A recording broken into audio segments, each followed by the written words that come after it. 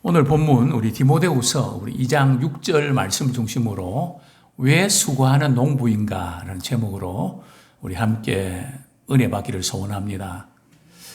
바울은 디모데에게 목회 사역을 어떻게 해야 될지, 또 우리 성도들은 신앙생활을 어떻게 해야 될지, 어떤 자세를 가져야 될지 말씀을 하고 있는데요. 가장 중요한 원리는 뭔가 하면 우리 디모데후서 2장 1절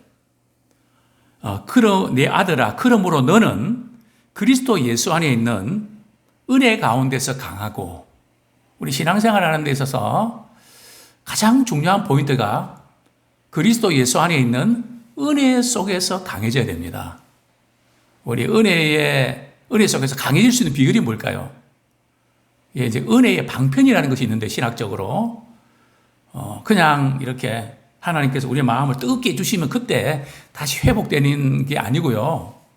하나님께서는 우리에게 은혜를 받을 수 있는 수단이라 그럴까요? 방법이라 그럴까요? 방편을 주셨습니다. 그 세 가지 방편이 있는데, 첫 번째가 뭡니까? 바로 말씀을 주셨습니다. 말씀을 들을 때에 믿음이 생기고, 그리고 또 우리의 은혜를 힘입고 강해집니다. 그래서 이 말씀을 늘 가까이 하는 거, 우리가 무엇을 가까이 하는가 굉장히 중요합니다. 두 번째가 뭡니까? 기도입니다. 기도할 때에 은혜 속에서 강해집니다. 사실은 또 교회 부흥의 비결 가운데 하나가 바로 기도하는 사람, 지속적으로 기도하는 사람이 그 교회에 있는가. 제가 이렇게 교회 부흥이라는 책을 읽고 보면 공통된 특징이 누군가 한 사람부터 시작해서 아주 지속적으로 기도하는 기도의 사람이 있었다. 공통된 결론을 발견하게 됩니다. 그 다음에 세 번째가 바로 성례식이죠. 우리가 성찬식 하는 거 대단히 중요합니다. 살아있는 복음이라 할 만큼 주님의 살과 피를 먹고 마시는, 참 복음에 대한 감격을 회복하는 이 은혜의 방편이 우리를 강하게 하죠. 그래서 항상 우리 신앙생활 할 때 그저 내가 조금 그저 마음 추스리고 그냥 또 상황이 조금 좋아지고 여기에다 맞출 것이 아니라 우리는 항상 은혜 속에서 강해지는 그쪽으로 나가십시오. 그래서 성경은 하나님을 가까이 하는 것이 복이다. 하나님을 가까이 하면 우리가 은혜를 힘입게 되거든요. 그렇습니다. 그러면서 모든 신자들이 갖춰야 될 세 가지 자세를 비유 세 가지로 설명하고 있죠. 첫 번째가 뭡니까? 병사입니다. 병사는 고난 문제. 군대에 복무하게 되면 벌써 마음 자세가 다르지 않습니까? 그래서 그리고 또 사생활에 매이지 않는, 그게 매이버리면 걱정거리 많거든요. 밖에 있는 여자친구가 신발 거꾸로 신청 안 했나, 집안 걱정 이것저것 하면 훈련을 못 받습니다. 힘들어서 탈영하게 되죠. 자, 두 번째가 뭡니까? 경기하는 자가 법대로 해야 된다. 이게 무슨 뜻인가 하면, 우리 잘 아는 대로 이 운동선수는 말이죠, 경기에 규칙이 있단 말이죠. 축구는 축구대로, 야구는 야구대로 각 경기마다 규칙이 있는데 그 규칙을 따라야 된다는 거죠. 우리 신앙생활도 마찬가지입니다. 우리가 이렇게 사회에서 이렇게 조금 비난을 받고 교회가 참 어려움을 겪었던 이유 중에 하나는, 우리 믿음의 사람들은 우리 하나님의 나라를 살아가기 때문에 하나님의 방식을 따라야 되거든요. 그러나 세상 방식을 따라가 보면은 니나 내나 똑같단 말이죠. 그래서 하나님 방식을 따르는 기준이 뭡니까? 하나님의 말씀대로 살아서, 우리는 성공도 세상 사람들이 추구하는 어떤 성공이 아니라 하나님의 방식으로 잘 돼야 됩니다. 고난을 당해도 주의 나라와 복음을 위해서 고난당하면 그것은 복이죠. 근데 우리는 세상 사람들이 이렇게 잘 되는 거, 그거 우리가 쫓아가는, 다만 우리는 하나님의 도우심을 받아서 세상 사람 잘 되는 그쪽을 가니까 차이가 없는 거죠. 그래서 우리는 시작부터 또 목적지까지 좀 하나님께서 주시는 은혜 안에서 지혜 가운데 하나의 방식을 따라서 잘 되기 원합니다. 그 다음에 세 번째가 수고하는 농부입니다. 왜 해필이면 농부일까요? 앞에 보면 수고하는 농부. 농부가 수고를 많이 하죠. 뭐 요즘에는 좀 이렇게 뭐 농기구들이 많이 발달돼 갖고 이전보다는 많이 편해졌지만 밥 한 알이 말이죠. 이렇게 밥상에 올라기까지 농부가 말이죠. 몇 번 수고하는가 하면 한 100번 수고한다 그래요. 100번을 이렇게 열심히 땀을 흘리고 애를 써야 수확할 수 있다는 거거든요. 옛날 이렇게 소로 말이죠. 이렇게 밭을 갈고 이렇게 땅을 일구는 그런 모습들. 그래서 간혹 이렇게 나이 드신 분들의 노망이 아니고요. 그죠? 바라는 게 뭡니까? 좀 힘들면 시골 가서 농사를 지어야지. 농사는요, 부지런하지 않으면 절대 못 합니다. 그죠? 도시에서 그냥 편하게 생활하다가 이렇게 하다가 전원주택 돈만 많이 넣고 말이죠. 전부 텅 빈 데가 엄청 많습니다. 그죠? 이 농사는 정말 열심히 일하지 아니하면 안 되는 그 특징이 있죠. 자, 먼저 바울은 디모데에게 수고하는 농부의 비유를 들었을까요? 왜 수고하는 농부일까요? 마찬가지로 우리가 신앙생활을 하는 것, 복음 사역을 위해서 우리 섬기는 것, 정말 부지런히 애를 쓰고 수고하지 않고는 할 수 없습니다. 저는 사업하시는 부모님 밑에서 이렇게 사업이 뭔지를 보면서 자랐는데요. 그러면서 이제 느낀 부분들은 자기 관리가 안 되는 사람은 사업은 하지 마라. 망한다. 그죠? 철칙입니다. 그래서 제가 이제 우리 젊은이들 가운데도 이렇게 목사님 저 중국집 하나 내려고 하는데요. 이렇게 이야기하면 그 생활 습관이나 보고 말립니다. 너 하지 마. 너 그냥 월급 받는 게 너한테 맞아. 사발 나가면 신경 쓸 게 엄청 많은데 열심히 뛰고 그렇게 해도 될까 말까 해. 자기 관리가 안 되는 사람은 절대 사업하지 마라. 직장 생활은 그냥 시간 지나면 물론 뭐 쉽지는 않지만 꼬박꼬박 돈이 나오거든요. 월급이. 사업은 그렇나요? 그렇지 않습니다. 농사도 그렇습니다. 그죠? 그래서 우리 신앙생활도 그렇습니다. 신앙생활도 말이죠. 설렁설렁 해갖고 신앙생활 할 수 있는 게 아닙니다. 그죠? 뭐 좀 짜투리 시간 남으면 그렇게 그거 가지고 신앙생활 그게 아니고요. 마음을 다하고 뜻을 다하고 힘을 다하고 신앙생활은 올인해야 됩니다. 그죠? 간절히 주님을 또 찾아야 되고요. 그래서 이 바울은 디모데에게 복음 사역이 마치 수고하는 농부와 비슷하다. 그래서 비유를 들었죠. 그 다음에 이제 두 번째로 우리 왜 농부인가? 참 농사를 뭐 저는 지어보진 않았는데요. 농사하는 분들은 땅이 좀 좋은 땅이 있고 척박한 땅이 있잖아요. 척박한 땅에는 그냥 나 농사 안 할래. 그래도 되나요? 척박한 땅도 일구어서 말이죠. 식물 재배할 수 있도록 힘을 써야 됩니다. 또 날씨가 말이죠. 기후의 변화에 많이 좌우되지 않습니까? 날씨가 비가 안 오고 뭐 이런 것 같아. 걱정하고 두려워서 나 농사 못 하겠어. 그러면 안 되죠. 농사하는 사람들 이런 저런 걱정 있지만 그래도 씨를 심어야 됩니다. 참 참고 기다리는, 또 비가 제때 와줘야죠. 지금 사실은 가뭄이 심각합니다.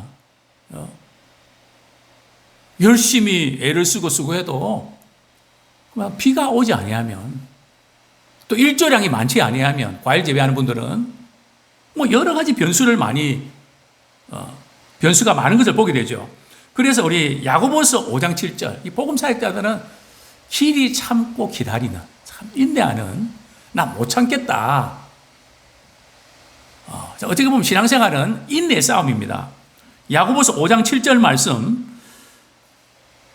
야고보는 농부의 예를 들면서 참 우리가 이렇게 어떻게 믿음 생활이 될지를 이렇게 말씀하고 있는데요.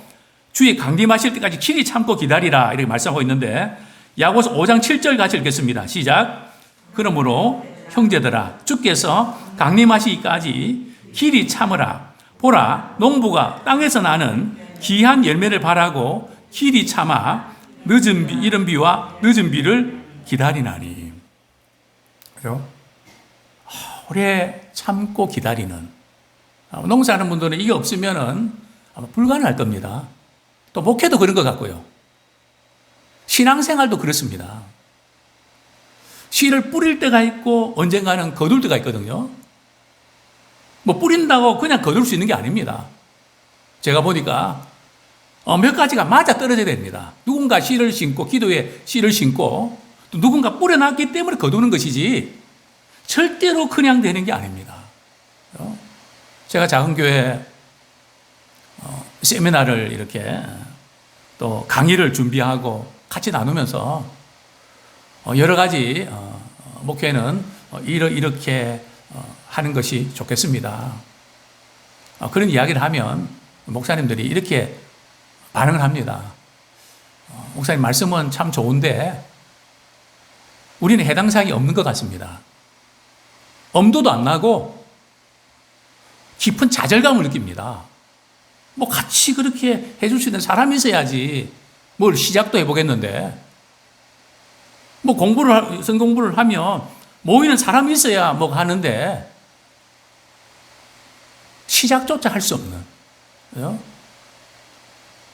그래서 다른 데서 이런 잘 됩디다 하는 이런 것들이 오히려 조금 표현이 그런데요, 상처가 돼버리는 뭐 그런 교회들이 너무너무 많습니다. 정말 이런 여러 가지 참고 기다리는 면에서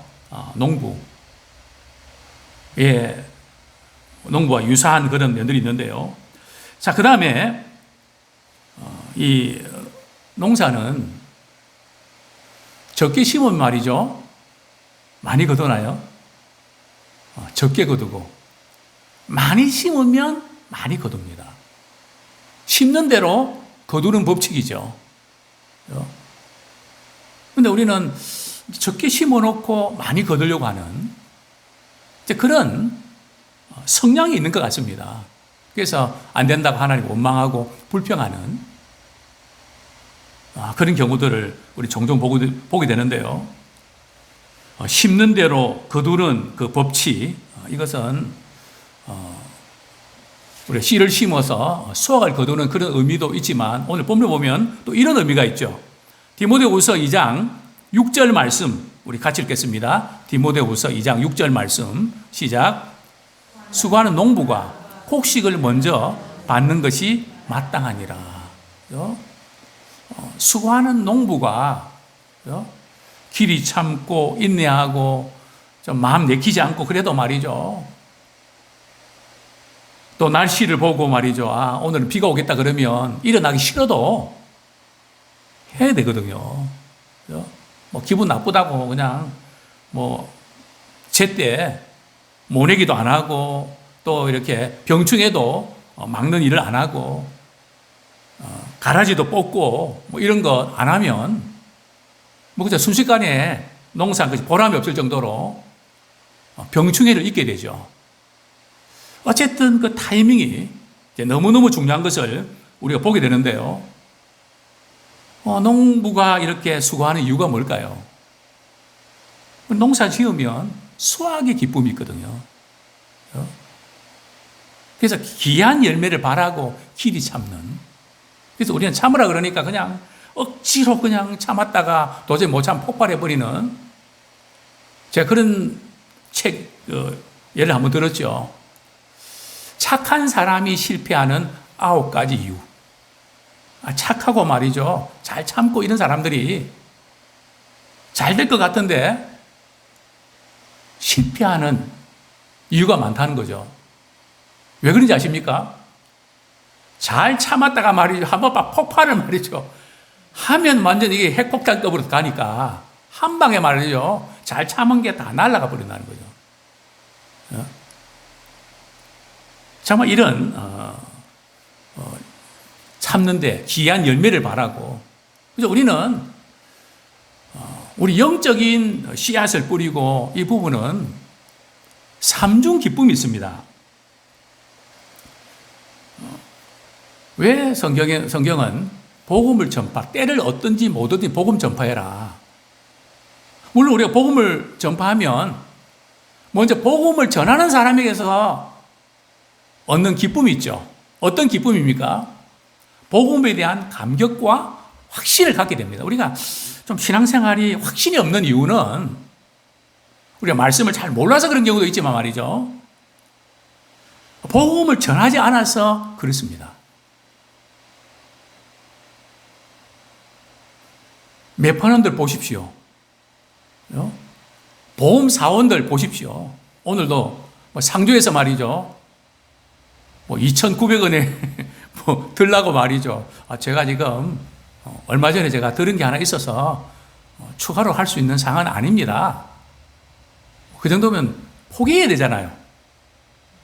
선생님, 이거는 같이 들어도 되는 좋은 거라서 많이 더 들고 있습니다.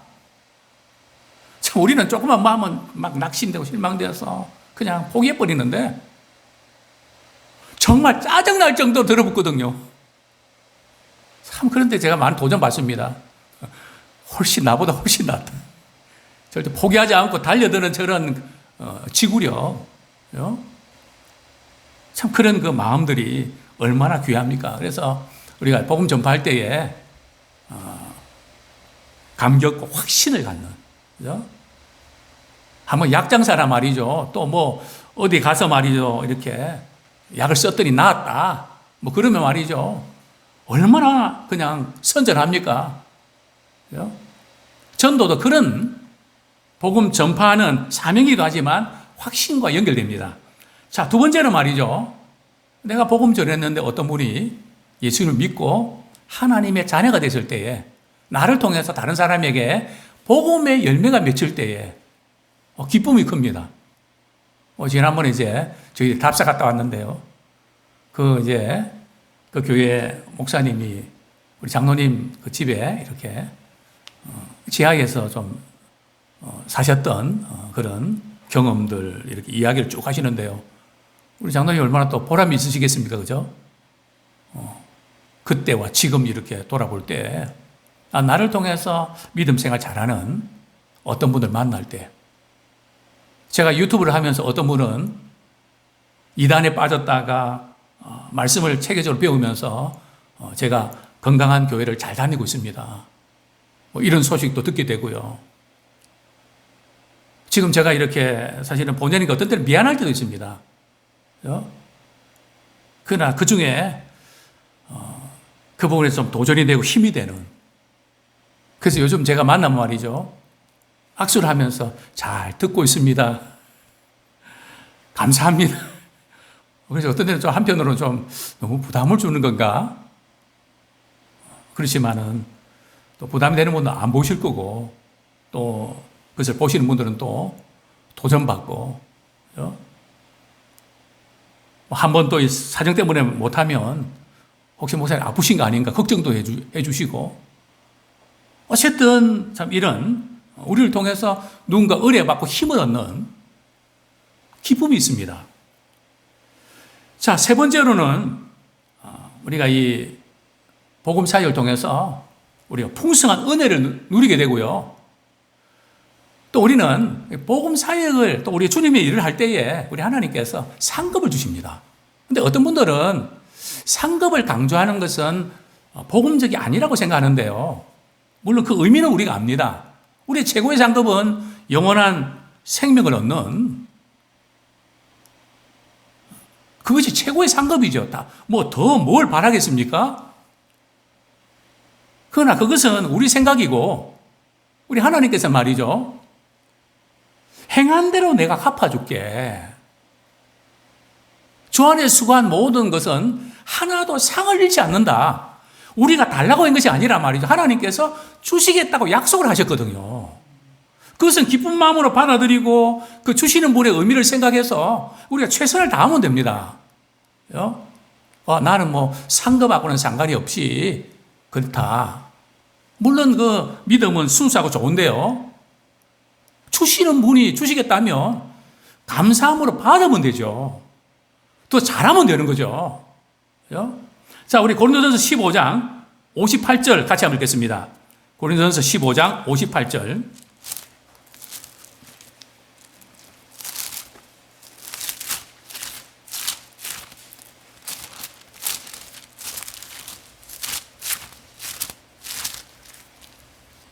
같이 읽겠습니다. 시작. 그러므로 내 사랑하는 형제들아 견실하며 흔들리지 말고 항상 주의 일에 더욱 힘쓰는 자들이 되라. 이는 너희 수고가 주 앞에서 헛되지 않은 줄 알미라. 주 안에서의 수고가 헛되지 않는다. 오늘 우리 디모데후서에서도 수고하는 농부가 먼저 이렇게 수확하고 나서 받는 게 당연한 것처럼 복음을 위해서 수고하는 분들이 1차적으로는 또 목회하는 분들이 이렇게 교회 사역을 위해서 섬길 때에 또 교회가 그분의 생활에 책임지는 것은 당연한 일이다. 성경 그것을 강조하고 있거든요. 바울은 특별한 어떤 이유 때문에 나는 자비량을 하는데 그게 하나의 어떤 일반적인 것은 아닙니다. 그죠? 성경적인 창세기부터 우리 구약부터 쭉 이렇게 신약에 보면 복음을 위해서 수고하는 분들은 신령한 일을 이렇게 나누어서 그죠? 또 생활에 필요한 부분들은 이렇게 먹는 것이 마땅하다, 당연하다. 이게 하나님의 이제 주신 제도란 말이죠. 어쨌든 하나님께서 이런 은혜를 수고하면, 복음을 수고하면 복음을 통해서 우리 하나님께 채워주시는 그런 은혜가 있고요. 또 우리 주님 앞에 섰을 때 그 상급이 있는데요. 우리 고린도 후서를 한번 보겠습니다. 우리 고린도 후서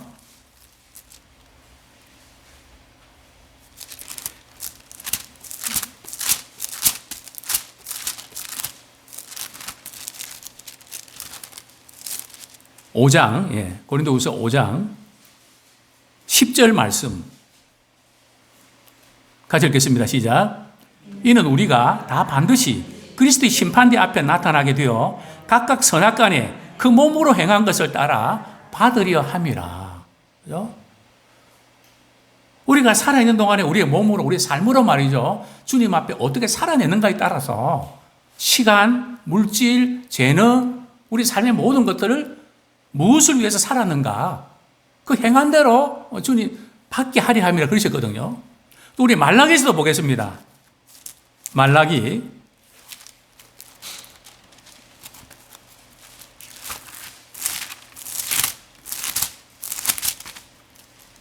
3장 17절 18절 같이 읽겠습니다. 17절 18절 시작. 만군의 여호와가 이르노라. 나는 내가 정한 날에 그들을 나의 특별한 소유로 삼을 것이요 또 사람이 자기를 섬기는 아들을 아낀같이 내가 그들을 아끼리니 그때 너희가 돌아와서 의인과 악인을 분별하고 하나님을 섬기는 자와 섬기지 아니하는 자를 분별하리라. 그냥 믿는 예수를 믿는 것이 너무 중요한데요. 그거로만 끝나는 것이 아니라 마지막에 주님 오실 때는 우리 행한 대로 주님 심판하기 위해서 오시거든요. 심판의 잣대가 있지 않습니까? 물론 불신자와 신자의 그것이 다르지만 신자들 간에도 뭐 나는 개털 모자 쓰고 말이죠. 천국만 가면 그만이지. 그만이 아니라니까요.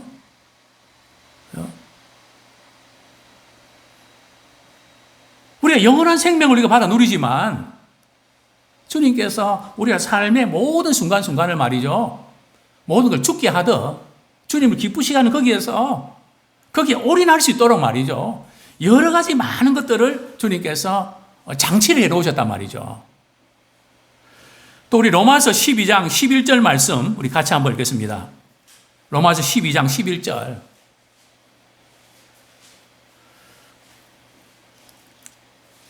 시작. 부지런하여 게으르지 말고 열심을 품고 주를 섬기라. 그래서 주를 섬기는 사람과 섬기지 않는 자 주님 분별하신다 그랬거든요. 그래서 교회만 나가고 그냥 눈치껏 뭐 힘 안 드는 범위 내에서 이렇게 적당히 신앙생활 하면 되지. 그게 아니라니까요. 그냥 적당하게 신앙생활을 할 것 같으면 저도 아마 목회자 안 됐을걸요. 그렇지 않습니다. 주 안에서 수고한 그 모든 것들, 물론 우리가 상급받기 위해서 하는 건 아닙니다. 은혜에 감격해서 하지만, 그래서 우리 믿음의 사람들은 부활을 믿기 때문에 부활 이후의 모든 것은 이 세상에 어떻게 살았는가에 따라서 결정이 되거든요. 그러니까 우리의 매 순간순간을 소홀히 지낼 수가 없는 것입니다. 그렇습니다. 우리는 씨를 뿌리는 것을 만족하고 추수할 때까지 돌보지 않으면서 그냥 난 교회 다니고 난 믿으니까 그냥 천국은 따놓은 단상이다. 신앙생활 절대 그렇지 않습니다. 신앙생활은 계속 진행형입니다. 주님 앞에 서는 그날까지 어제보다 오늘은, 오늘보다 내일이 더 참 믿음이 풍성해지는, 더 깊어지는 그런 우리가 되기 원합니다. 다시 한번 우리가 이제 복음의 사역자로서 우리 열정을 회복하면 좋겠습니다. 제가 어제 저녁에 알리바마 마윈의 중국의 말이죠. 인터넷 공식 사이트로는 뭐 전 세계적으로 유명한 그런 이제 인터넷 시장에 그렇게 사이트를 개설해서 훌륭한 사학가인데요. 저는 사학가들의 책을 많이 읽습니다. 왜냐하면 세상을 빨리 이해하고 어떻게 접근하는가, 사람을 이해하는데 탁월하거든요. 정말 이렇게 좋은 그런 도전을 많이 주고 있는데 그분이 이제 12가지 인생 강의에서 열정 부분에 대해서 잠깐 말씀드리고 말씀 뵙겠습니다. 젊은이들은 모두 열정이 있습니다. 그러나 젊은이들의 열정은 빨리 왔다가 빨리 사라집니다. 끊임없고 지속적인 열정만이 진정한 가치가 있습니다. 끊임없고 지속적인 열정만이 가치가 있다는 거죠. 당신은 프로젝트에서 실패할 수도 있고 고객을 잃을 수도 있습니다. 그러나 추구하는 것을 포기하면 안 됩니다. 실패한 다음에 다시 도전하는 것, 이것이 열정입니다. 그러므로 나는 당신의 열정을 3년 이상, 더 나아가 일생 동안 유지하길 바랍니다. 열정은 상처받을 수 없기 때문입니다. 이걸 적용한 말이죠. 왜 한국교회 많은 분들이 교회 생활하면서 이렇게 해서 상처받았다, 저렇게 상처받았다. 그 원인은 뭘까요? 뭐 여러 가지 이유가 있지만 주님을 사랑하는 열정이 식어서 그런 거 아닐까요? 열정이 있는 분들은 그것을 딛고 일어납니다. 계기로 삼습니다. 그것 때문에 시험 들어서 포기하지 않습니다. 정말 이 사학가들도 막 이런 부분에서 지속적으로 말이죠. 견디는 그런 열정들 보게 되는데 복음을 위해서 우리는 다시 한번 열정을 회복하는 농부의 수고를 통해서 참 이렇게 많은 수확을 이렇게 거두는 것처럼 우리에게는 결코 헛되지 않는 일을 위해서 우리가 수고하는 그 모든 우리 수고가 하나도 땅에 떨어지지 않고 좋은 열매를 거두는 우리 믿음의 사람 되기를 축원합니다.